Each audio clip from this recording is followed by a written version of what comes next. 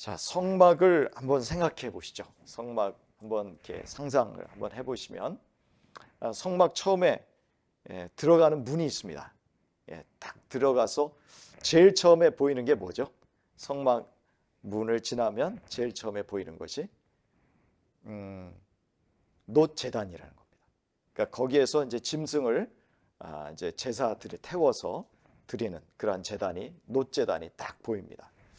그게 이제 요 사이즈로 하면은 2m, 2m입니다. 정사각형 2m, 2m. 그리고 높이는 한 1.3m밖에 안 돼요.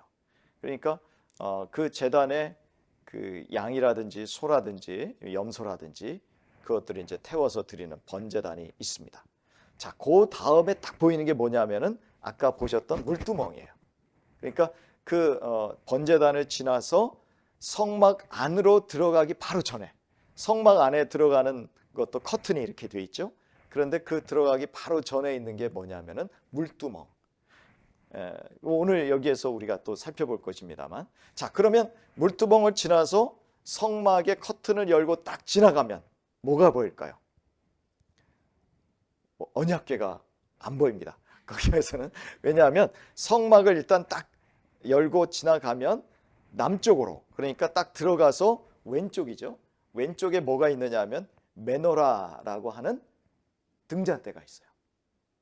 그래서 그 등잔대가 딱 있고, 그 다음에 그 맞은편에, 그러니까 오른쪽이죠. 북쪽에 가면 뭐가 있습니까? 떡상이 있습니다. 이걸 이제 진설병상이라 그러죠. 그러니까 그 12개의 떡이 있어요. 6개씩 6개씩. 그 이스라엘 백성을 상징하는 그 떡이 있고, 그 떡상이 거기에 있습니다. 자, 그리고 왼쪽과 오른쪽. 그런데 정면으로 보면 뭐가 있느냐 하면은 거기에 아까 본 금제단이 있어요. 그러니까 향을 드리는 제단입니다. 자, 아까 성막의 이제 입구에서 바로 뜰에 입구에서 들어오자마자 본 것이 놋제단이었어요. 그러면 성막을 열고 들어갔을 때에 딱 보이는 것, 그 커튼 앞에 바로 보이는 게 뭐냐면은 금향단이라고 합니다. 금향단. 그러니까 밖에 있는 건 놋으로 만들었고 안에 있는 것은 금으로 만들었습니다. 자, 이제는 커튼 하나만 남았어요. 그 커튼을 열면 뭐가 보입니까? 바로 언약궤가 보입니다. 그리고 그 언약궤 위에 속죄소라고 해서 뚜껑입니다만 속죄소가 있고, 거기에 천사, 그룹 천사 둘이 이렇게 날개를 펴서 맞대고 있는 장면이 있습니다. 자, 그림이 좀 보이시죠? 사실 유튜브에 보면은 이 부분들이 잘 이렇게 3D로 처리가 잘 되어 있습니다. 그래서 그런 걸 보시는 게 훨씬 성막을 이해하는 데 도움이 되지 않을까 이렇게 생각합니다. 자, 먼저 생각할 건 뭐냐면요. 성막을 열고 커튼을 열고 들어가서 지성소를 가르고 있는 그 휘장 앞에 뭐가 있냐면 바로 금향단이 있다고 말씀드렸죠. 그 휘장은 예수님이 십자가에 달려 돌아가실 때 찢어졌습니다. 그러니까 그 휘장은요, 하나님이 임재하시는 곳과 사람이 사역을 하는 곳을 엄격하게 구분해 놓았습니다. 왜 그랬을까요? 왜 구분해 놓았을까요? 왜냐하면 하나님의 영광이 있는 그 지성소를 사람이 함부로 들어가면 어떻게 됩니까? 죽습니다. 그래서 그 영광이 임하는 곳을 사람이 들어가서 함부로 죽지 않기 위해서 휘장으로 두껍게 닫아 놓으신 거죠. 막아 놓으신 거죠. 가려 놓으신 것입니다.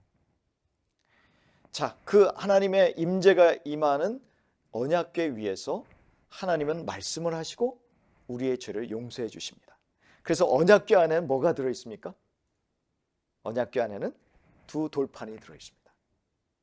그 두 돌판이 상징하는 게 뭡니까? 하나님의 말씀입니다. 그러니까 하나님은 이스라엘 백성을 말씀으로 통치하시겠다는 거죠. 그리고 거기에서 누구를 만나시느냐? 모세를 만나셨어요. 야, 모세는요 대단한 사람이죠. 그 하나님의 임재가 임하는 그 언약궤에서 하나님을 만났어도, 그 속죄소에서 하나님 만났어도 죽지 않았다라는 얘기죠. 우리가 성막을 그냥 성막이라고 얘기하는데 성막이 뭐가 되느냐 하면 회막이 됩니다. 회막이 영어로는 tent of meeting이에요. 만남의 장소예요. 만남의 장소. 어디서 많이 들어봤죠? 휴게소가 아니고 이 만남의 장소는 누구와 누구가 만나는 겁니까? 하나님과 사람이 만나는 장소라. 그 하나님과 사람이 만나는 장소에서 하나님은 말씀하세요.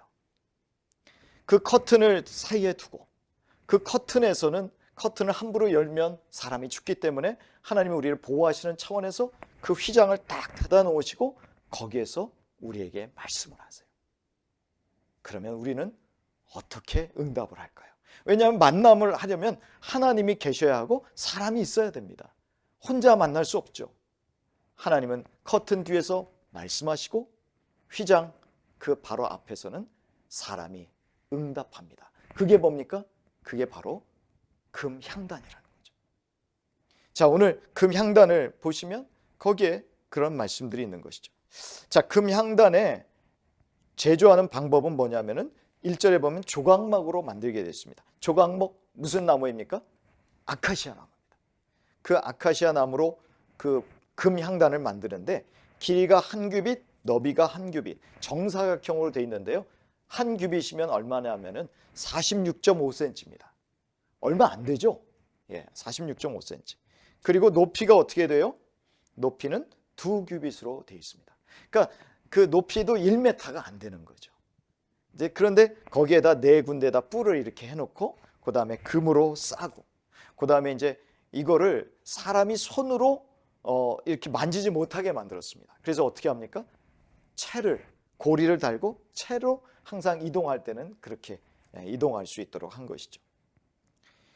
그래서 4절에도 보면 제단을 매는 채를 꿰 것이며 또 그 채를 조각목으로 만들고 금으로 싸고 그러니까 전부가 다 금으로 싸게 만든 것입니다. 자, 여러분 금이라는 건 뭐냐면요. 존귀한 것이죠. 영광스러운 것이죠. 분별하는 것이죠. 그래서 10절에 보니까 이 제단은 여호와께 지극히 거룩하니라. 하나님 앞에 거룩한 것이기 때문에 금으로 싸서 바로 휘장 앞에 놓아두었다라는 것입니다. 거기에서 무엇을 하게 됩니까? 하나님 앞에 향을 올려드리는 거죠. 자, 그 향은 어떻게 만듭니까? 34절부터 39절에 나와 있는 게 그겁니다. 그러니까 하나님께 드릴 향도 하나님이 직접 지시해 주셨어요. 너희들 향 이렇게 만들어라. 그런데 내가 만들라고 한 향은 절대로 너희를 위해서 쓰면 안 돼. 오로지 나에게만 올려드리는 향을 위해서 쓰라고 그렇게 만들어 주셨습니다. 자, 그러면 이 향을 어떻게 누가 하나님께 올려드릴까요?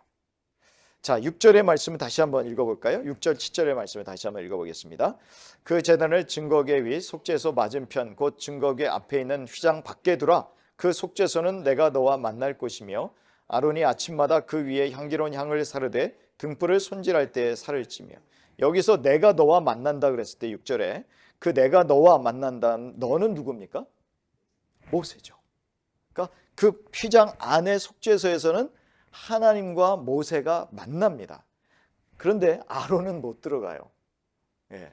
아론은 그 밖에서 향단에서 향을 올려드리는 역할을 해야 돼요. 누가? 7절에 아론이. 아침마다 그 위에 향기로운 향을 사르되 등불을 손질할 때 살을 찌며. 왜 등불을 손질하냐면요. 이게 그 등불, 등잔대에 있는 등불은 저녁 때 켜거든요. 그러니까 저녁 때에 그것도 그 고운 올리브 기름 있지 않습니까? 그러니까 올리브를 갖다가 이렇게 빻아요. 찧어가지고 순수한 기름을 만드는데 그 올리브 기름을 저녁마다 채워넣고 거기에 등잔을 켜게 돼 있습니다. 언제까지? 아침까지. 그러니까 절대로 이 밤부터 아침까지 그 등잔의 불이 꺼지면 안 되는 거예요. 그걸 누가 해야 되느냐 하면은 제사장들이 하는 것이죠. 그 관리를 분명히 대제사장이 하겠습니다만 그 제사장이 나중에 아침에 와서 보면은 어떻게 보면 끄름도 있을 것이고 그 등잔을 관리를 하는 그 시간에 꺼진 그 등불이 꺼졌을 때 하는 일이 뭐냐면은 향을 피우는 거라는 거죠. 아침에. 그 다음에 또 언제 향을 피웁니까? 8절의 말씀 읽겠습니다. 또 저녁 때 등불을 켤 때에 살을 찌니 이 향은 너희가 대대로 여호와 앞에 끊지 못할지며. 또 언제 키느냐? 또 언제 향을 피우느냐 하면은 바로 등불을 켤 때에 킨다라는 것이죠. 향을 피운다라는 것이죠. 자, 출애굽할 때 이스라엘 백성을 하나님께서 친히 인도하셨습니다만 하나님이 인도하시는 증거다. 임재의 상징으로 하나님께서 보여주신 게 뭡니까? 불기둥과 구름기둥입니다. 자, 보세요. 여기 성막 안에 들어가서 아론이 등불을 켭니다. 그리고 그때 향으로 연기를 올려드립니다. 어떤 의미입니까? 하나님이 임재하고 계시다라는 의미죠.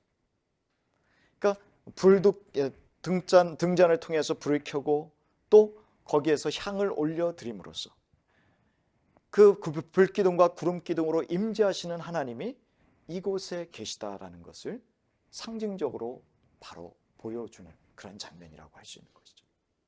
그러니까 그곳은 지극히 거룩한 곳이기 때문에 물론 함부로 할 수 없습니다.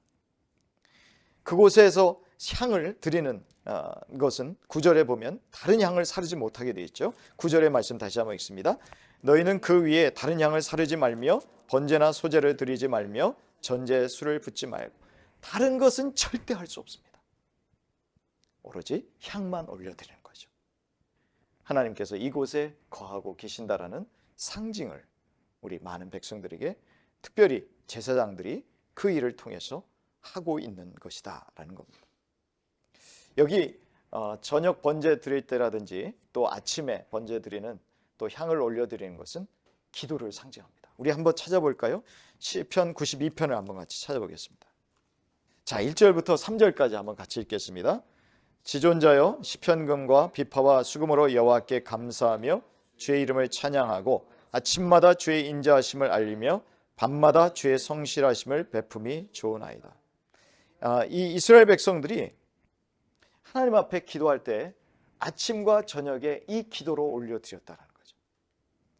아침마다 주의 인자하심을 알리며 밤마다 주의 성실하심을 베품이 좋으나이다. 그러니까 아침에 일어나면서 하나님 오늘 하루도 하나님의 사랑, 자비, 긍휼하심에 따라서 저를 인도하여 주시옵소서 기도하고 저녁에는 어떻게 기도한다는 거예요? 저녁에 제사 드리고 또 저녁에 기도할 때는 주여 오늘 하루도 성실하게는 신실하게입니다. 신실하게 저를 오늘 하루도 지켜주시고 인도하여 주셔서 감사합니다. 주님의 베푸심이 선하고 아름답습니다. 라고 하면서 기도로 마무리한다라는 겁니다. 저희 아버님이 이제 목회를 하신 분입니다만 저희 아버님은 항상 이렇게 무릎 꿇고 앉는 게 편하다고 하셨어요. 그러니까 이제 항상 아버지 앞에서 무릎 꿇고 계셨으니까 아버지 앞에서 할아버지 앞에서 무릎 꿇고 이게 습관이 돼가지고 이제 이 책 뭐라 그러죠? 이렇게 다리를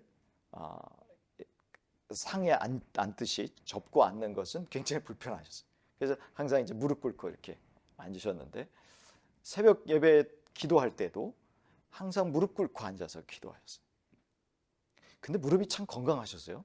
그것도 참 신기하더라고요. 그런데 그 무릎을 꿇고 아침마다 새벽마다 기도하고 근데 저녁에 이제 주무시기 전에 또 기도를 하세요. 근데 저녁에 주무실 때는 그 무릎 꿇고는 또 안 하시더라고요. 근데 저녁에 항상 자기 전에 그 이불 이렇게 앞에 덮어 쓰시고 항상 기도를 하셨어요. 저희 어머님은 어디를 가시든지 차에 타면 앉아서 기도하시더라고요. 그 어떤 때는 제가 좀 짜증을 냈어요. 엄마, 여기선 굳이 기도 안 해도 되지 않아. 근데 저를 혼내시면서 야, 이 녀석아, 어디 가서든지 기도하는 거야. 근데 어머니가 항상 그렇게 기도하는 게 별로 이렇게 제가 좋아 보이지 않아가지고 반항하는 마음으로 기도를 안 했어요. 어머니는 너 왜 기도 안 해? 차 탔으니까 기도해. 하나님 안전하게 지켜주세요. 기도해. 엄마만 하세요. 예. 근데 지금 가만히 생각해 보면 어머니가 옳았고 아버지가 옳았어요. 그래서 저도 집에서 이제 누워서 잘 때 이렇게 천장을 이렇게 바라보면서 야, 부모님은 나에게 좋은 본을 보여주셨는데 나는 그 본을 따라서 하나도 실행하고 있지 않구나. 물론 아침 예배 드리는 거야 뭐 아버님 하셨던 대로 합니다만, 그럼 어느 날은요 그냥 어머니 생각이 나길래 차 타고 가기 전에 기도합니다. 매번 하지는 않고. 그게 참 좋은 교훈이었구나. 그게 성경적인 교훈이었구나.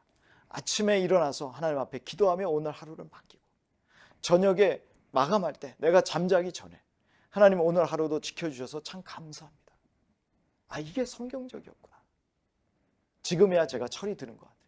그래서 조금씩 실천해 보려고 합니다. 그래서 자기 전에도 어떤 때는 피곤하면 앉아 있기가 좀 힘들면 누워서라도 하나님 오늘 하루 지켜주셔서 감사합니다. 제가 좀 이제 철이 든 것 같죠? 50대 중반이 돼가지고 이제야 부모님이 하셨던 그 경건한 습관이 참 좋은 거였구나. 네. 오늘도 이스라엘 백성들은 그렇게 기도하는 것이죠. 하루를 하나님께 맡기고 또 하루를 마치고 나서 하나님 인도해 주셔서 감사합니다 하면서 그렇게 하나님 앞에 향을 올려드리는 것입니다. 그런데 이 제사장은요, 이 아론이 대제사장이나 제사장들은 누구냐면 우리가 이 시대의 제사장들이거든요. 그렇죠? 베드로전서 2장 9절에 뭐라고 되어 있습니까? 너희는 왕 같은 제사장이라고 되어 있습니다. 제사장은 백성을 대표하는 사람입니다. 그러면 하나님 앞에 와서 향을 올려드릴 때 자기 자신만을 위해서 기도했겠습니까? 아니죠. 백성의 대표니까. 대신해서 제사를 드리는 사람이니까 그의 기도는 자신만을 위한 기도가 돼서는 안 되었다라는 거죠. 그 기도는 백성을 위한 기도. 그 백성이 누굽니까? 하나님의 자녀들, 자기의 형제 자매들이었다라는 이야기입니다. 우리 사무엘상 12장으로 한번 넘어가 보실까요? 사무엘상 12장 23절 읽겠습니다. 나는 너희를 위하여 기도하기를 쉬는 죄를 여호와 앞에 결단코 범하지 아니하고 선하고 의로운 길을 너에게 가르칠 것인즉. 사무엘도 제사장이었습니다. 제사를 드리는 제사장이었습니다. 그런데 그가 뭐라고 얘기를 하냐면 나는 너희를 위하여 기도하기를 쉬는 죄를 여호와께 범하지 않겠다라고 합니다. 그러니까 제사장으로서 또 이스라엘의 사사였었죠. 통치자였었죠. 그러나 그가 하나님 앞에 죄라고 생각한 게 뭐냐면은 자기의 형제들을 위해서 기도를 쉬는 건 죄라고 생각했다. 그건 제사장으로서 해서는 안 될 일이었구나. 나는 결코 너희를 위해서 기도하기를 멈추는 죄를 짓지 않겠다라고 말하고 있습니다. 그리고 선하고 의로운 길을 너희에게 가르칠 것이지. 그러니까 사무엘은 백성들을 가르치는 직임을 맡은 것이 분명합니다. 그러나 그 가르칠 때 백성들을 위해서 기도하지 않고는 가르치지 않겠다라는 얘기죠. 반드시 기도하면서 백성들을 위해서 기도하면서 자기 형제들을 기도하면서 자기는 가르치겠다. 여러분과 저의 모습이어야 된다고 생각합니다. 목사의 모습만 아니라, 왜냐하면 저만 제사장이 아니잖아요. 베드로가 너희는 왕같은 제사장이라고 했을 때 목사만 제사장이라 얘기한 게 절대 아니고 저와 여러분을 가리켜서 모두 다 왕같은 제사장이라고 얘기했습니다. 그렇다면 우리도 사무엘처럼 고백해야 된다. 우리도 우리의 가족뿐만 아니라 우리의 믿음의 형제 자매들, 통독반에 있는 형제 자매들, 내가 알고 있는 형제 자매들 위해서 기도하는 것이 죄짓지 않는 것이구나. 만약에 기도를 멈춘다면 뭐예요? 그게 죄라는 거예요. 아멘? 별로 동의를 안 하시는. 새로운 말씀 듣듯이. 그래서 우리 GCC에서 모여서 우리는 자주 중보기도 하지 않습니까? 아플 때도 기도하지만 서로를 위해서 중보기도하는 것. 그게 성도를 위해서 서비스하는 게 아니구나라는 걸 깨달은 거예요. 이게 서비스하는 차원이 아니구나. 이거는 하나님 앞에서 제사장으로서 당연히 해야 되는구나. 그래서 통독반에서도 우리 조 목사님이 강조하시잖아요. 통독반 섬김이들에게 반드시 통독반에 있는 그 한 분 한 분을 위해서 기도하시라. 그런데 통독반 섬김이만 기도하나요? 아니죠. 서로가 기도해야 되는 것이죠. 왜냐하면 우리는 다 제사장이니까. 가족을 위해서 기도하고 형제 자매를 위해서 기도하고 믿는 사람을 위해서 기도하고 아픈 사람을 위해서 기도하고 시험에 든 사람을 위해서 기도하고. 그러나 사도 바울은요, 그것을 더 뛰어넘더라고요. 우리 한번 디모데전서 2장을 같이 한번 살펴보겠습니다. 디모데전서 2장입니다. 2장 1절, 2절을 우리 같이 한번 읽도록 하겠습니다. 그러므로 내가 첫째로 권하노니 모든 사람을 위하여 간구와 기도와 도구와 감사를 하되 임금들과 높은 지위에 있는 모든 사람을 위하여 하라. 이는 우리가 모든 경건과 단정함으로 고요하고 평안한 생활을 하려 함이라.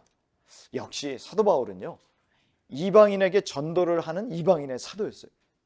그러니까 이 사도 바울은 훨씬 더 폭이 넓은 거죠. 기도라는 게 나와 내 형제들, 내 가족들만 위해서 하는 게 아니구나. 내 동족들만을 위해서 하는 게 아니구나. 2장 1절에 뭐라고 됐습니까? 모든 사람을 위해서 하라고 했습니다. 모든 사람을 위해서. 거기에 특별히 어떤 사람들이 들어갑니까? 통치자들, 위정자들, 나라를 다스리는 사람들을 위해서 기도해라. 목적이 뭡니까? 우리가 고요하고 평안한 중에 생활을 하기 위해서. 그러니까 우리의 기도의 지경은 이렇게 넓혀져야 된다는 거죠. 누구를 위해서 기도합니까? 모든 사람. 그래서 터키를 위해서도 기도해야 되겠고, 거기에 또한 많은 또 교회들을 위해서도 기도해야 되겠고, 또 특별히 이 나라의 대통령이라든지 또 나라를 이끌어가는 위정자들을 위해서도 기도해야 되겠고, 우리의 기도의 지경은 계속해서 끊임없이 넓혀져야 된다는 말씀입니다. 이게 제가 좀 부끄러워요. 저도 맨날 우리만 위해서 기도하거든요. 특별히 하나님 감사합니다. 저를 이렇게 GCC의 목회자로 불러주셨는데 하나님 저를 아셔서 여기로 불러주신 것 같습니다. 감사합니다. 제가 왜 감사했는 줄 아세요? 기도할 사람이 적으니까. 나는 많은 사람을 위해서 기도할 만큼 내 능력이 안 돼요. 하나님. 자꾸 까먹고 기도 제목 받아놓고도 언제는 하지도 않고. 근데 이제는 몇 분 안 되잖아요. 이 감사하다는 게 이해가 되세요? 어떤 분은 이해가 될 거예요. 그래서 숫자가 많지 않아서 하나님 감사해요. 내가 기도할 사람이 얼마 안 되니까 날마다 기도할 수 있잖아. 날마다 잊어버리지 않고 기도할 수 있잖아. 우리가 그렇게 기도하는 사람이 되어야 된다는 것이죠. 여러분, 기도하면 그 기도 하나님이 들어주실까요? 맞습니다. 우리 요한계시록 8장 한번 같이 찾아보겠습니다. 3절과 4절을 같이 읽겠습니다. 또 다른 천사가 와서 제단 곁에 서서 금향로를 가지고 많은 향을 받았으니 이는 모든 성도의 기도와 합하여 보좌 앞 금제단에 드리고자 함이라. 향연이 성도의 기도와 함께 천사의 손으로부터 하나님 앞으로 올라가는지라. 아멘. 기도가 올라가요. 누구 앞으로 올라가요? 하나님 앞으로 올라가요. 우리가 하나님 앞에 드리는 기도는 절대 땅에 떨어지지 않습니다. 그러므로 우리가 서로를 위해서 기도하고, 또 나라를 위해서 기도하고, 또 위정자들을 위해서 기도하고, 내 직장 상사를 위해서 기도하고, 내 직장에 있는 동료들을 위해서 기도하는 것, 하나님이 반드시 들어주실 줄 믿습니다. 성도들의 기도는 이렇게 올라가는 거예요. 우리가 하나님 제사장이 그 향을 하나님 앞에 피울 때 올라가듯이, 왕 같은 제사장은 우리가 하나님 앞에 올려드리는 기도는 하나님의 보좌를 움직이는 기도가 된다라는 말씀입니다. 자, 이제 17절부터 물두멍에 대해서 잠시 살펴보고 마무리하도록 하겠습니다. 자, 여기에 17절에 보면 여호와께서 모세에게 말씀하여 이르시되, 하나님이 말씀에서 물두멍을 만들라고 합니다. 그런데 그 물두멍이 18절에 보면 노시로 되어 있어요. 자, 두멍 여러분 아세요? 두멍. 요즘 잘 안 쓰는 말이죠. 두멍. 그런데 이제 물을 담아두는 그런 컨테이너 같은 거 이제 우리가 두멍이라고 합니다만, 자, 그 두멍을 무엇으로 만드냐면 노수로 만들죠. 특별히 누구의 노수로 만드느냐? 우리 출애굽기 38장 뒤로 좀 더 넘어가 보도록 하겠습니다. 출애굽기 38장 8절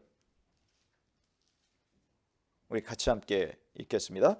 그가 노스로 물두멍을 만들고 그 받침도 노스로 하였으니 곧 회막문에서 수종드는 여인들의 거울로 만들었더라. 지금 우리가 보는 30장은 하나님께서 이 성막을 이렇게 만들어라 하고 청사진을 주신 거고요. 그 다음에는 이제 실제로 성막을 만들고 기구를 만드는데 그때 어떤 노스로 만들었냐면은 회막문에서 수종드는 여인들의 거울로 만들었어요. 자, 요즘처럼 그렇게 잘 보이는 거울이 아니었죠. 예전에는 청동으로 노스로 만든 거울이었습니다. 그러니까 희미하죠. 잘 보이지 않지만 그러나 어쨌든 여인들이 거울로 쓰는 노스를 가지고 물두멍을 만들었습니다. 자, 물두멍은 뭐 하는 곳입니까? 손, 발을 씻는 곳이죠. 자, 제일 처음에 그 뜰 안으로 들어왔을 때 제일 먼저 보이는 것이 뭐라 그랬죠? 제단이라고 했습니다.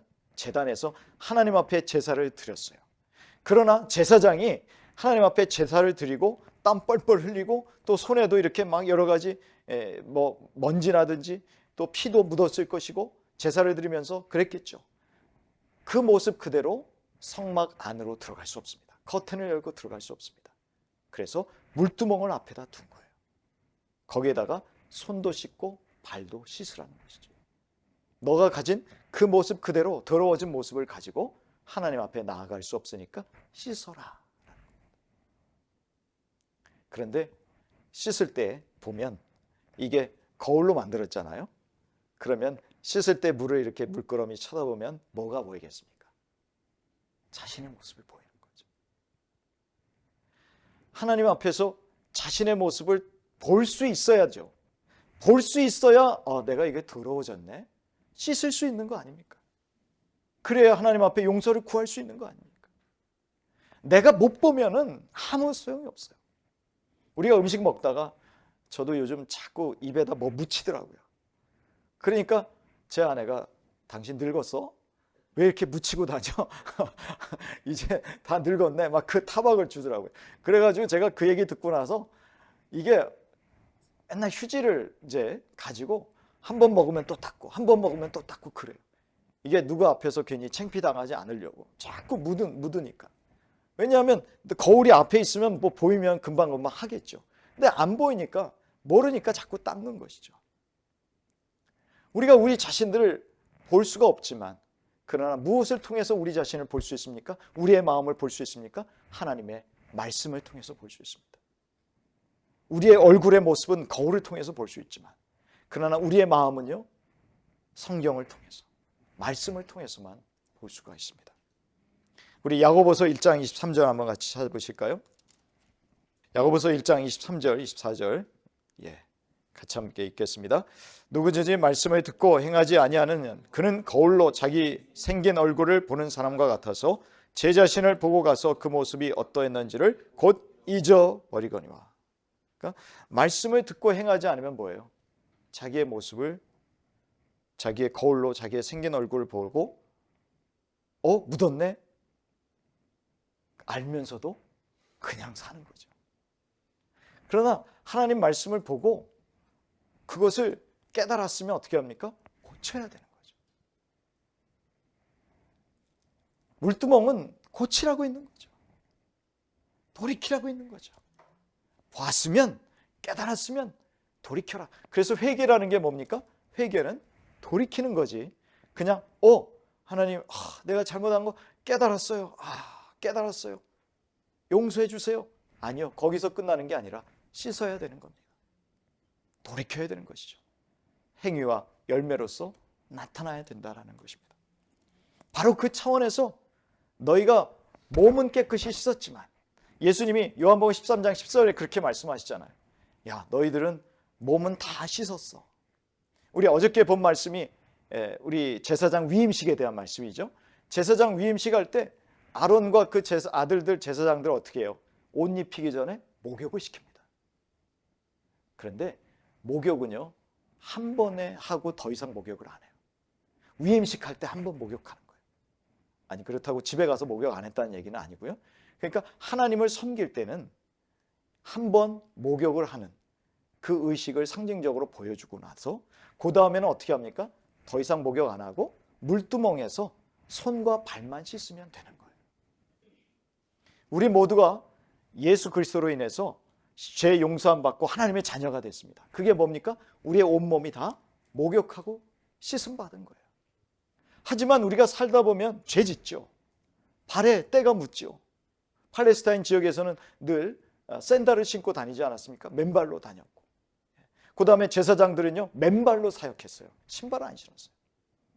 그러니까 항상 손이나 발이나 또 온몸에 땀도 범벅이 됐을 것이고 그렇게 더러워졌을 것인데 그때마다 어떻게 하라는 겁니까?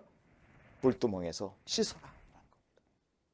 그리고 나서 들어와서 성막 안에서 나를 섬겨라 라는 것이죠. 우리가 하나님을 섬기는 일, 목사만 하나님 섬기는 일 아닙니다. 오늘 돌아가시면 내일 또 직장으로 가실 거 아니에요. 그렇죠? 학교로 가시고 방송국으로 가시고 또 회사로 가시고 우리 각자 직장으로 돌아갈 텐데 거기가 어디냐면 우리가 사역할 곳이에요. 사역할 곳이 여기가 아니고 저만 사역하는 게 아니라 우리가 거기에 가서 하나님의 제사장으로 성막문을 열고 들어가서 사역을 해요. 직장이 우리에게 사역지인데 어떤 모습으로 사역을 해야 됩니까? 손과 발을 씻고 사역을 하라는 거죠. 항상 하나님 앞에 정결하고 깨끗한 그런 모습으로 사역을 하라 말씀하고 계십니다. 바로 그렇게 사역을 감당하는 사람들 되기를 하나님께서 원하시는데, 자, 만약 그렇게 하지 않으면 어떻게 합니까? 21절의 말씀 같이 20절 21절 읽겠습니다. 그들이 회복에 들어갈 때 물로 씻어 죽기를 면할 것이요 제단에 가까이 가서 그 직분을 행하여 여호와 앞에 화제를 살을 때에도 그리할지니라. 이와 같이 그들이 그 수족을 씻어 죽기를 면할지니 이는 그와 그의 자손이 대대로 영원히 지킬 규례니라. 굉장히 심각하네요. 그렇죠? 너희가 그 깨끗이 씻지 않고 사역하는 것은 대단히 위험한 일이야 라고 말씀하고 있습니다. 하나님께서는요, 우리가 풍성한 사역을 하거나 많은 사역을 하거나를 보지 않습니다. 여러분 이걸 꼭 기억하셔야 돼요. 내가 하는 사역이 비록 남들의 눈에 보기에 별 볼 일 없는 것 같아도 하나님은 많고 크고 사람들 눈에 대단해 보이고 하는 것들을 보지 않는다는 것을 여러분 꼭 기억하시길 바랍니다.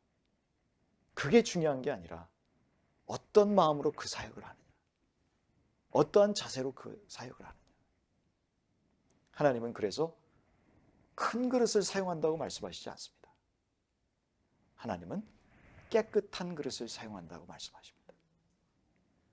깨끗한 그릇이 되어서 사용받는 저와 여러분 되시기를 바랍니다. 그래서 아침에 하나님 앞에 기도하시고 오늘 하루를 하나님의 손에 의탁합니다. 하나님의 사랑 안에 의탁합니다. 능력에 의탁합니다. 인도하여 주십시오. 그리고 저녁에 돌아와서는 한번 쭉 오늘 하루의 삶을 되돌아보세요. 혹시 누구에게 상처 준 거 없나? 마음 상하게 한 것 없나? 내 말과 행동으로 범죄한 것은 없는가? 그렇게 또 하루를 씻어내시고 잠자리에 드시기 바랍니다. 그리고 아침에 일어나서 또 말씀으로 기도로, 말씀과 기도로 거룩해지는 그러한 모습으로 세상에 나가서 제사장으로서의 사역을 넉넉히 감당하실 수 있는 저와 여러분 되시기를 주님의 이름으로 축복합니다.